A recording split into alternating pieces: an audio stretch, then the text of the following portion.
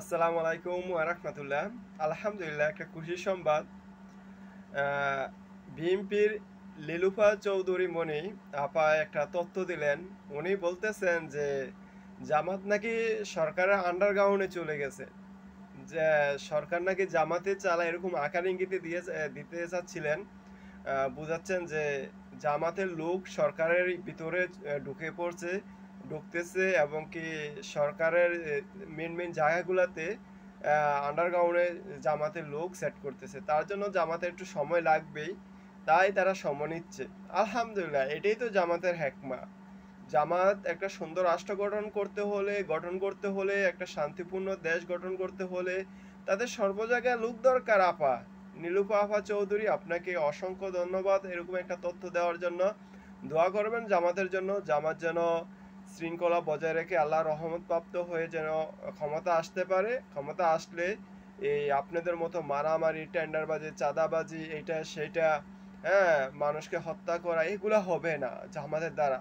কারণ জামাতের কোনো কর্মী টাকার জন্য, ক্ষমতার জন্য রাজনীতি করে না। কারণ তারা এই ক্ষমতা, জামাত আরো সামনে 100 বছর না গেলেও তারা এই দল করবে। যদি ক্ষমতার জন্য করতো, জামাতে কর্মীরা জামাত ইসলাম করতো না। তাই আপনাকে অসংখ্য ধন্যবাদ এরকম একটা তথ্যবল আমাদেরকে নিউজ দেওয়ার জন্য।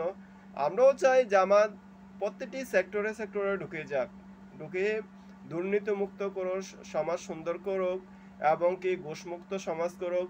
সব কিছুই যেন একটা সুন্দর শৃঙ্খলা বজায় আসে।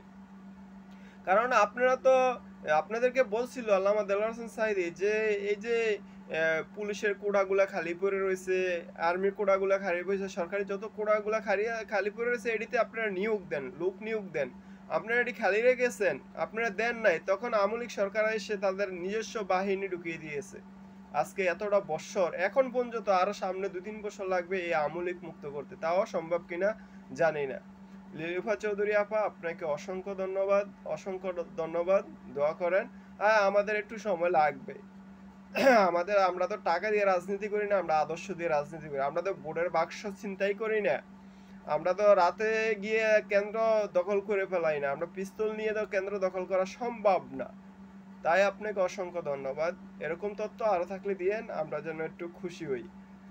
জাযাকাল্লাহ খাইরান। আপনার প্রতি দোয়া রইল। আসসালামু আলাইকুম ওয়া রাহমাতুল্লাহ।